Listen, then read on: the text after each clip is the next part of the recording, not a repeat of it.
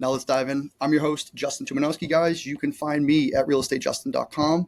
And I'm joined with two very special guests, two gentlemen that are coming out of Chicago. And we have Ephrem and Mike. These boys are going to talk about collaboration. We're going to talk about why you should answer your DMs and why community and squatting up. And actually, I think there was a part of a mentality early on that a lot of us have got, where we thought being a solopreneur and going at it alone, we think we don't need anybody. But at the end of the day, I think after this podcast, you guys are going to realize that we have two individuals that actually just squatted up, got together, and they made a truckload of money.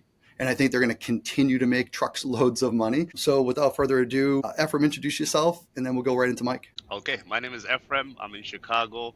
Joined SubTo in December 7, 24, but I actually started working first week of January. So I'm still kind of like a newbie, even though we had some success. So I'm here to show you guys how I did it and how you could possibly be able to do it. So, and I'm also very thankful for Morby and the whole community, including Justin and everybody else, to making this, available for us. Right on. And I'm going to come back to you in a second because I have a question. But Mike, let us know who you are and where you're from. All right, guys, what's going on? My name is Mike Molusco, also known as Creative Mike on my social media. Started watching Morby YouTube videos at end of December of 2022. Did my first wholesale deal as a creative deal by watching just by YouTube videos and failing forward connection. I wholesaled my first creative deal, which was a SubTo deal. Made $9,500 on it. I found out that this is real. Joined SubTo,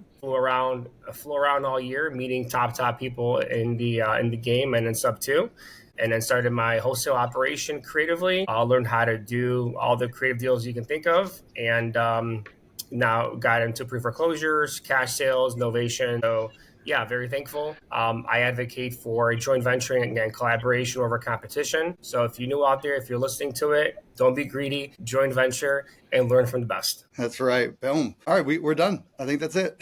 I guess it's over. Ephrem, kick it back real quick. You joined December of 2024. So you're like brand new.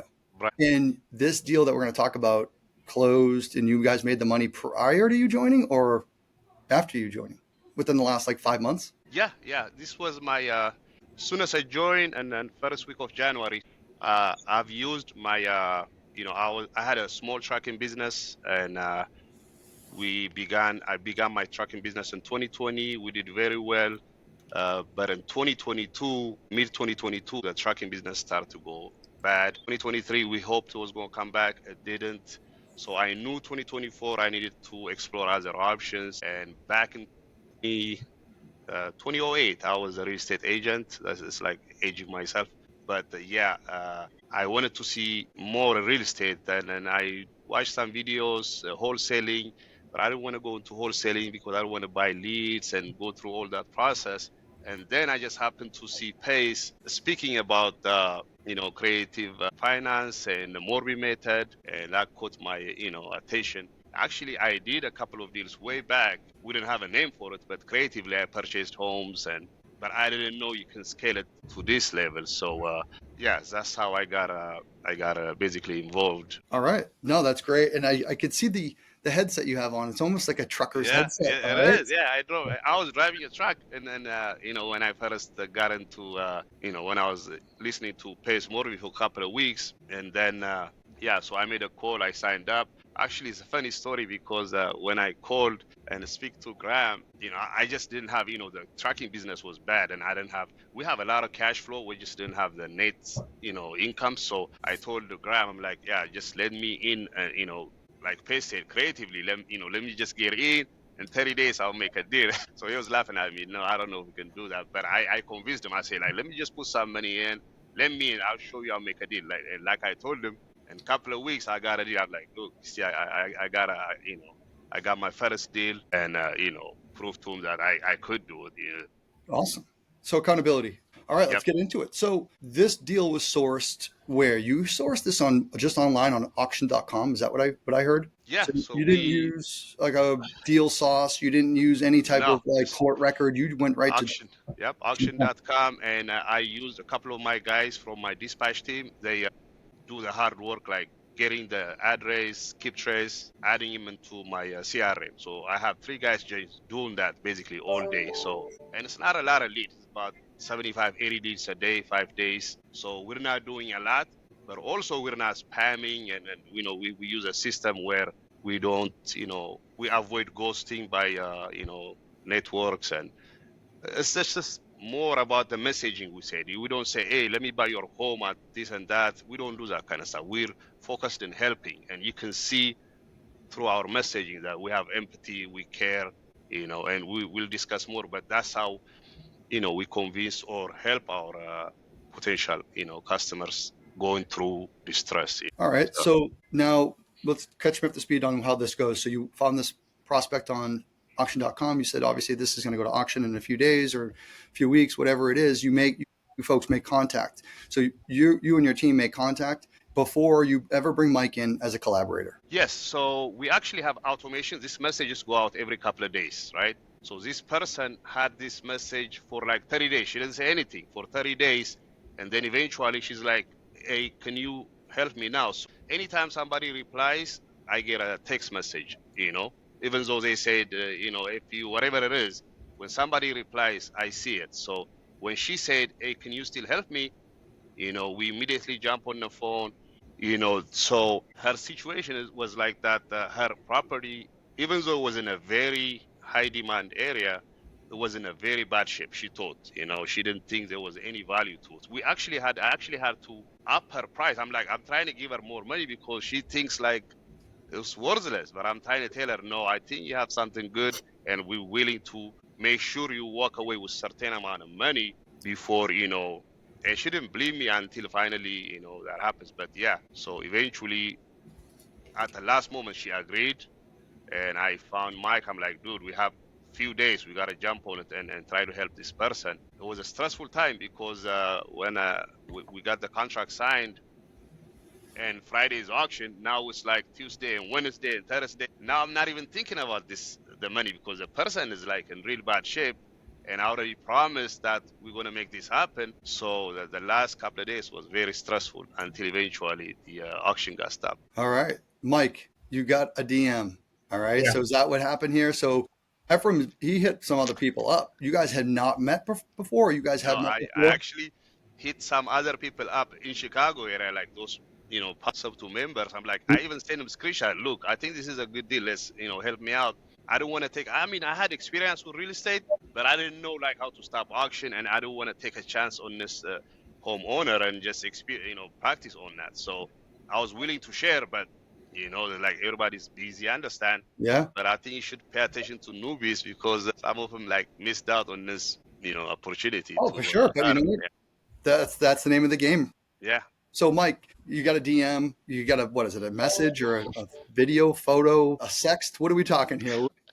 Yeah, it was just a DM, reaching out to me, kind of letting me know who he is, what he has, and we scheduled a call.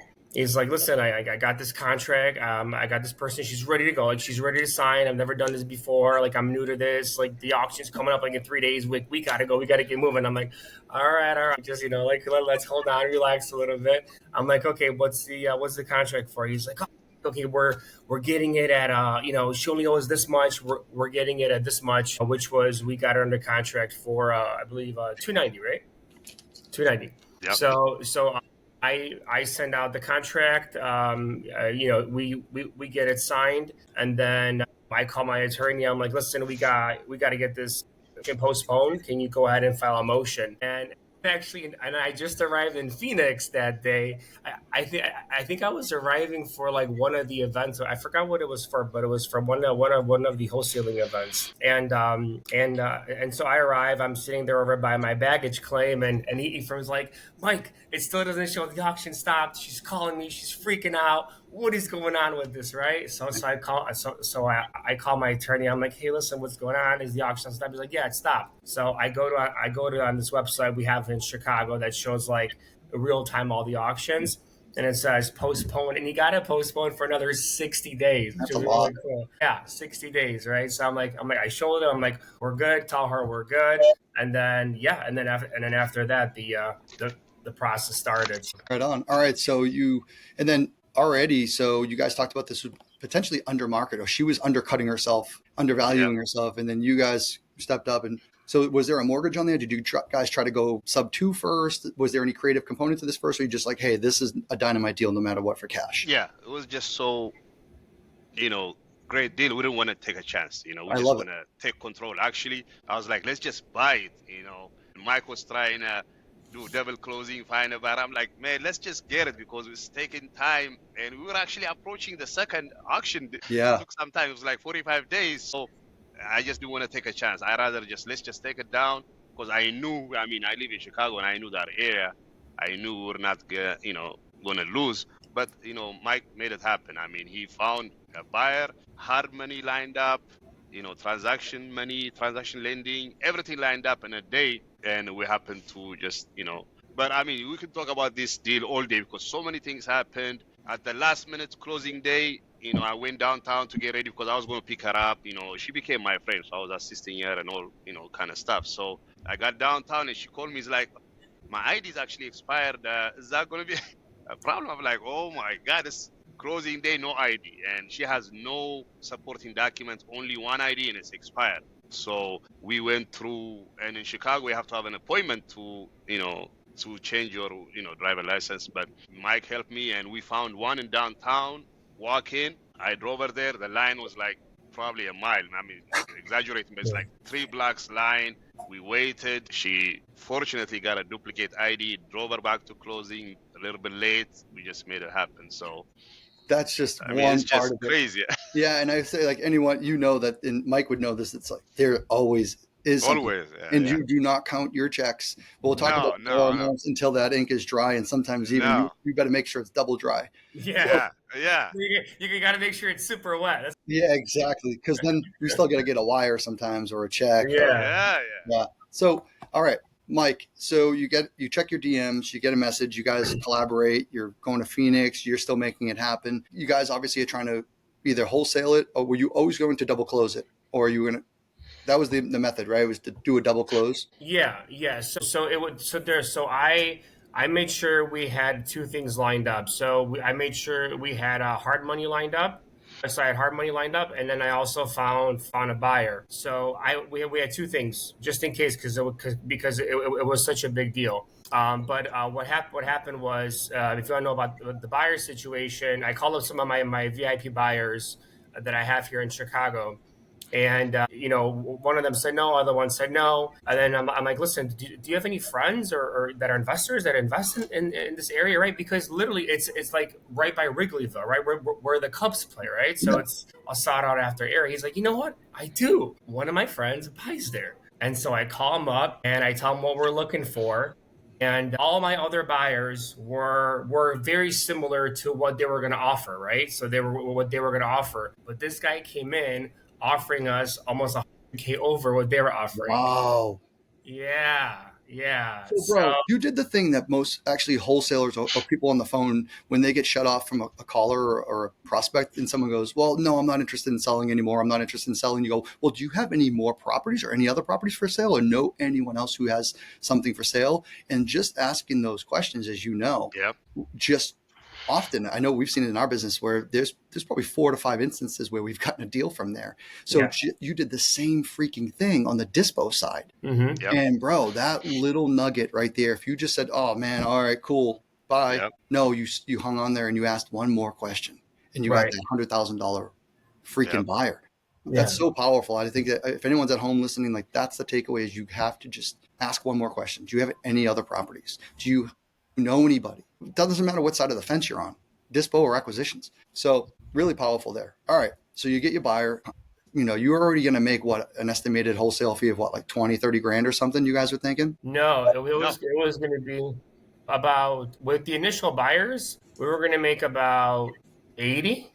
Okay. So damn. And you guys hung in there because you knew the value of that property. Yeah. So we're alluding to it because didn't want to come right out of the gate, on the first and let everyone know what you guys made, but you each made $77,000, right? Yeah. So guys, everyone at home, they made $77,000 each in this transaction, but they held out. They could have made about 40,000 each. They had buyers ready at 80. And you have to understand something. I've been in those conversations with partners, with friends, with collaborators, and just go, dude, let's just freaking rip it. Just let's take the 80 grand, stop being greedy. Yeah. However, if you know your value and you know what you got and you have experience, that's why you have collaborators. And that's why Mike was brought in. You guys freaking held on. I think that's super powerful. Yeah. So the buyer, I guess, just catch me up to speed a little bit more on the buyer. And he's like, he had no problem. Yeah. So it's a interesting story. So we actually the buyer wanted to walk the property, and it was a hoarder situation, right? So we had videos. The buyer walked the property. He called me. He's like, I won't take it for this, but I'll take it for that, which was just $10,000 below what we were asking. And I'm like, you know what? Give me a second. Let me talk to my partner. Call you back. Remember, guys, always make the other person wait a little bit before you get too excited and say yes, because that way you are alluding that it's like, okay, I'm too excited for this deal. This is like, maybe I can get a better offer, right? So just be nonchalant about it, right? You always got to be calm about these types of situations. So I call him back. I say, you know what? I talked to my partner. We'll move forward with this price. Let me go ahead, have my transaction coordinator send you over the contract, because at that point I knew how much we were making. We were going to I knew we were double closing, right? So I sent him over the B2C contract, which is me selling the property to him. Right. So that's what we ended up doing, is sending over that contract. And he said, you know what, Mike, there's one condition though for me to buy this property. I need this thing cleaned out completely before I close on it. So what do we do? I go on my favorite app, Thumbtack. Boom! I got myself a junk removal company. Listen, I'm not gonna lie to you. So this is the things that I do and Ephrem does. But I've always done this. I advance money when I know money should be advanced, if that makes sense, right? 100%. So I advanced $1,700 for this junk removal company to come in, clean out the entire property. Ephrem was there. Ephrem was a huge part of it. He was always there, always making sure things are getting done. I think they got it done in like 4 hours. Yeah. Like a whole big condo, like 4 hours, like up. And she wasn't sitting there nitpicking, like telling you, no, don't go through it. Like you didn't have to wait till she was out of the house. Oh, she was actually sitting in my car. She didn't want to see anybody. Actually, I want to mention, in the last 30 years, I'm the only one who saw that place, the inside of it. She never let anybody inside the property. Yeah, that's why we could not negotiate with the pricing, because she didn't want to send pictures. She didn't want to do anything. She's like, I don't care how much. I just don't want nobody in my property. That was bad. Those are bunnies right there. There's a lot of bunnies to unpack in that story, but wow, you can just see this. It's sad, and I totally understand. So, all right, you advanced the junk removal company come in. She's like, I don't want to see it. I understand. That's why I asked that question, because I'm like, dude, if she's there, those people put that stuff in there for a reason, and that is sometimes there's a mental problems there. So, all right, you navigated that hurdle of many hurdles. All right, so then now keep going, Mike. Any more advancements or any more cash to seller in advance or outside of escrow or through escrow? Yeah, so there was a funny thing is the junk removal guys threw something out, right, for her? What did they throw out? Because she have stuff all over the place, and there's no way you can tell. It's just the stuff is piled up to the roof. They threw her away. Yeah, so after the fact, she came and like, oh, I lost that. I lost this. I'm like, so I ended up taking her to Best Buy and Petco. It's not a lot, but whatever she needed, I was like, just buy it, So, I mean, it's too late now. We're not going to go through the trash. We actually went to the trash, and she found an old iPad and a few other items. Oh, those dudes were scooping and chucking. Yeah. I mean, you can't blame the guys, because the place, I was standing there, so I knew what they were going through, the smell, and I mean, it was bad. So, but we made peace with her. We bought her whatever she needed, so. Okay, cool. That's admirable. So, all right, now you guys take it down, you get it cleaned out, ready to go for the buyer. No other problems. You go to close of escrow and the buyer's satisfied with the condition. Yeah. And there was But there's another hiccup. There was another hiccup. So the buyer initially told me he has a commercial line of credit, right? When you're thinking of a commercial line of credit, you're just thinking like a regular line of credit. You can pull money out, transfer money, buy anything you want, right? So he was a big buyer. His dad was a huge buyer in Chicago, and so they had this huge line of credit with a bank that they developed a relationship with over many years. Now, come to find out, last minute, like right when we're about to close that Friday, that this commercial line of credit isn't what I thought. So now I know to ask more questions. Yeah. This commercial line of credit was a line of credit where the bank has to approve your purchase. So they have to do their own little quick evaluation, right? There's no appraisals involved or nothing like that, but they have to evaluate it because they're the ones. It's not like your typical commercial line of credit where you can just pull money. They have to approve the purchase. And so I'm talking to my attorney. I'm like, man, dude, I'm like, really? Like, what is this? Like, what are the odds of them not approving it? He's like, Mike, just don't worry. This is a good property, good area. The numbers are fine. Everything looks good. So so I call the buyer. We talk. He's like yeah. He's like we should know soon. And so 3 days later, we're like, okay, it's approved. I'm like, yes, it's approved. Okay, so then at that point, I'm like, we're locked down. Everything's good. And then my attorney gets a call from the other attorney, and he's like, you guys better not be using my client's money to close on your A to B transaction. And before that, I was already prepared because I knew something like that would happen. I'm already like 2 steps ahead sometimes of people. So I already had a transaction lender lined up. Everything was done. He's like, no, of course not. Like everything's done. We got our own stuff, right? So we had our transaction lender. Obviously, we lost some money on closing costs. We could have made more, but never be greedy. Just like in this case, nobody was greedy here. We even advanced money, did everything we had to do. And after that, we ended up going to closing. We signed, she signed, and then the funded and I got wired for the very first time. I'm like, this is the biggest wire I've ever received in my life, because I also do mortgages, by the way. I have a mortgage company, but I don't want to talk about that.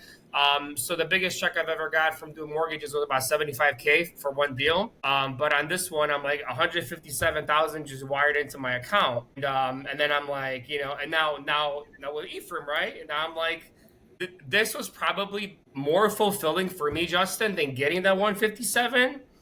It is being so appreciative, and for someone that didn't know me and put all this trust into me, because we had a JV agreement, right? Which is a JV agreement, but all that money got wired to me. And when I was wiring him the money, at first I'm like, I'm going to wire you $100 just to make sure that I'm not wiring this into the wrong account, right? So I'm like, okay, I wired him the $100. I'm like, did you get the $100? He's like, yes, I got it. And I think he was sitting somewhere like in some kind of cafe or something. Right? I'm like, why aren't you home? I'm like, I'm about to wire you like $70,000, right? So then I wired him the rest of the money. And to me, that was more fulfilling, right? Than the whole transaction was, because I was like, man, like we did this together. Like it was a collaborative thing. Like everybody did their part.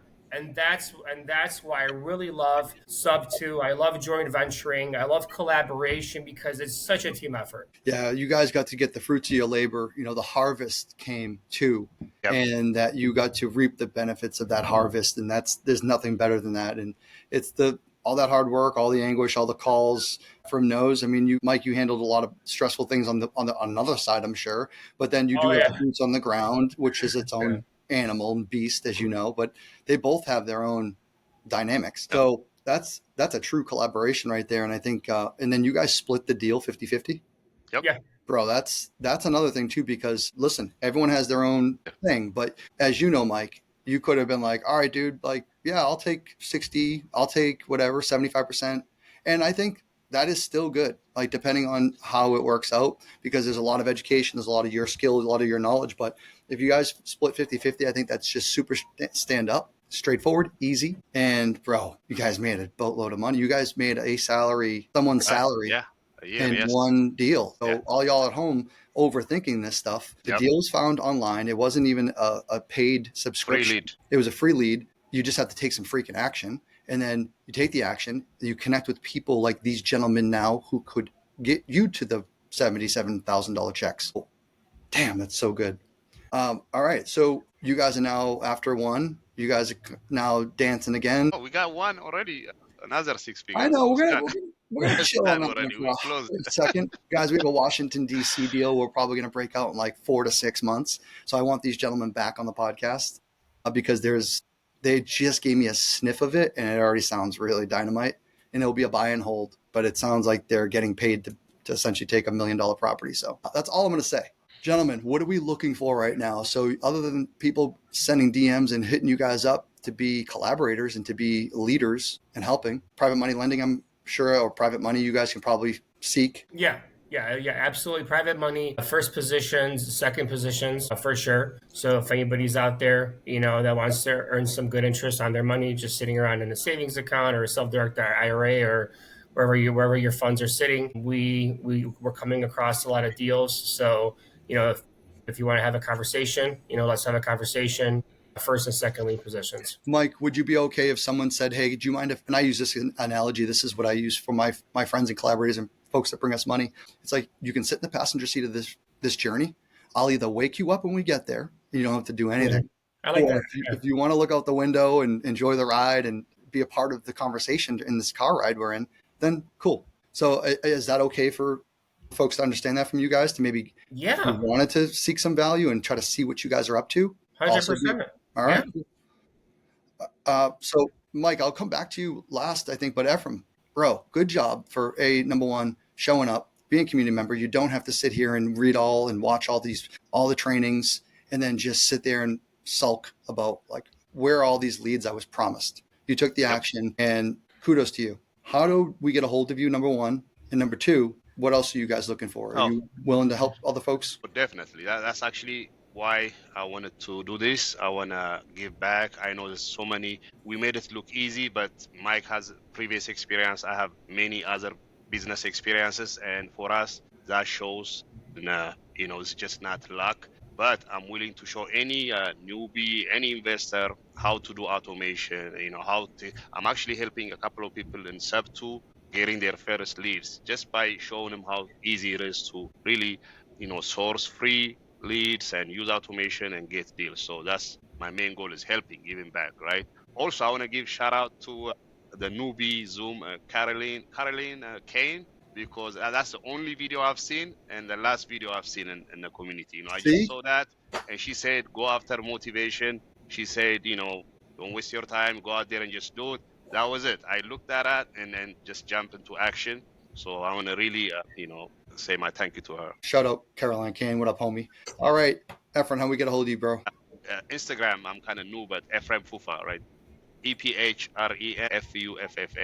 All right, Mike. Fufa. Thanks, Ephrem. So, Mike, bro, good job being a leader. Good job answering the DM and taking it to the finish line. And obviously, more success coming down the pike. So, how do folks get a hold of you? And any final words? Yeah, so you guys can get a hold of me on Instagram, creative_Mike.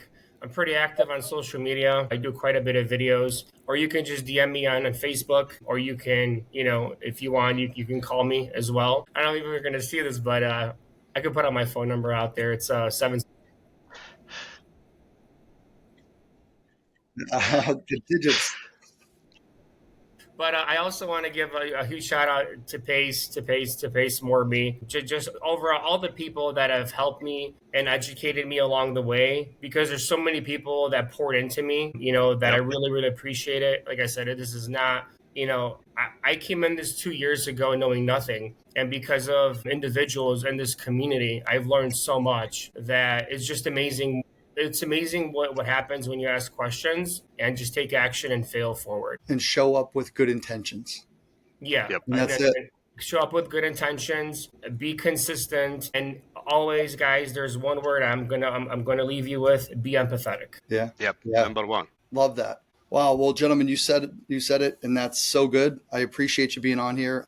Guys, if you're looking for leads, if you're looking to collaborate, obviously hit these gentlemen up. If you want to get, I can't tell you how to get all the free leads, but if you guys want 2 free weeks, go to saucemydeals.com to get Deal Sauce 2 free weeks, and check out your pre-foreclosures in there. Check out AI technology and on market, all that stuff. But guys, thank you so much. That's the Get Creative Podcast. I'm your host, Justin Tumanowski. Realestatejustin.com is where you can find me, and I'll see you on the next one.